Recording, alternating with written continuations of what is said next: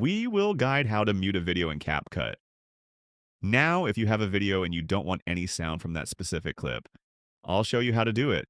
But first, hit the subscribe button down below. It really helps me out. Thanks, guys. Now let's open up the CapCut app here and let's just tap New Project and create a new project. With, say, this video now on here, there are two different ways to mute the audio for this.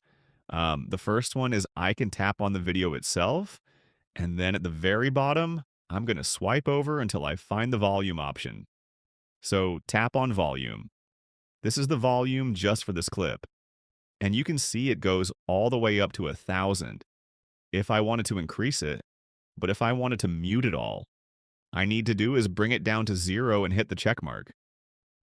Now keep in mind I've muted the audio, but the audio is essentially still in this clip.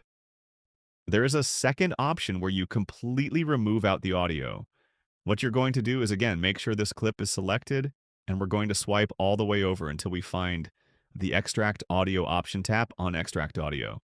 And what this does is it brings out all of the audio as a different track.